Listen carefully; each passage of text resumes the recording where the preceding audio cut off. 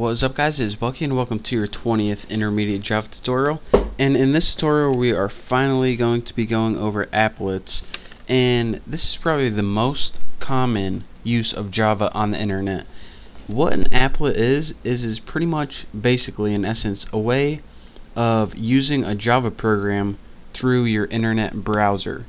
So this is how people can share, if you ever played RuneScape, that's what this is. If you have like a Scottrade account, they use applets heavily. So actually, if you want to just view a couple examples of a Java applet, go ahead to your computer. Let's go computer, and let's see if I can find it under C, program files, under Java, your JDK version. Click, let's see, I think it's under demo, applets. This is a list of applets that's pretty much built into the JDK whenever you install it. So go ahead and click like draw test or something like that. And now you see you have a bunch of classes in the Java file. And this example right here is actually a URL, a Firefox document. So if you want to check and you want to see if you have the applet container, which is pretty much the way you use applets. Let me minimize this so I can actually get it in my screen recorder. See, this is a Java program that is able to be used from the browser itself. So this is called draw test, and I didn't build this. It comes with your JDK. Go ahead and click points and pick a color. So here's just a real quick example of how you can have a Java program running right inside your internet browser. So this is what we're going to be creating in these next tutorials, but nothing this advanced right now. So let's go ahead, and the first thing we want to do is create a real basic applet. So go ahead and click import Java AWT, and what this is gonna, well, these are just your imports. You want to import Java X Swing as well, and the way you even set up a class is a little bit different.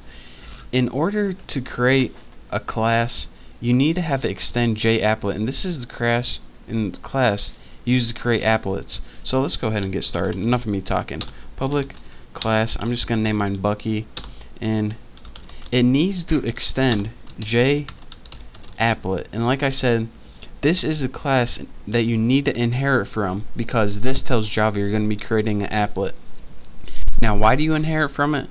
Because anytime your browser tries to open an applet, there are certain methods that it needs to have, and the methods are in JApplet, so that's why you need to inherit from there. And you can of course override them, which we'll be learning to do later on, but for now I'm just gonna make a real basic, pretty much the most basic thing I can have.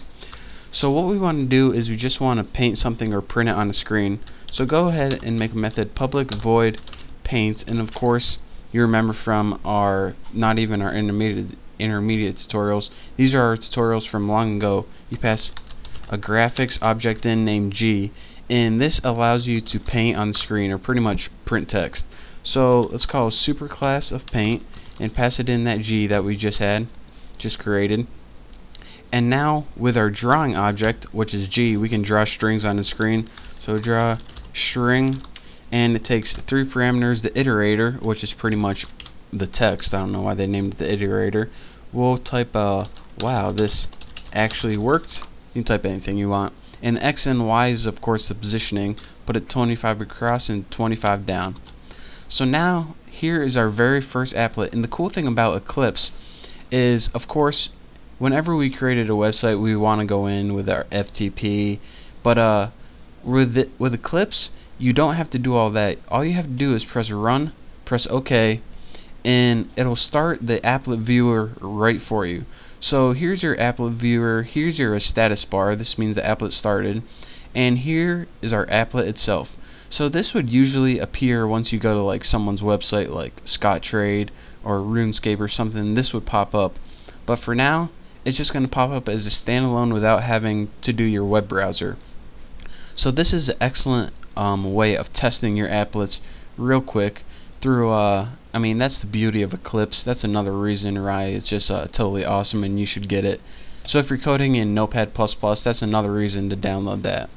But now that we made a sample applet, I mean, we probably want to be learning to do some stuff other than just writing text to a screen. So now that we learned to create it, and now that you know your computer is not messed up, we can finally move on to the next tutorial. So in the next couple tutorials, I'm going to be teaching you guys how to put this on an actual real website so that anyone can access it, and also be learning how to make some pretty sweet applets.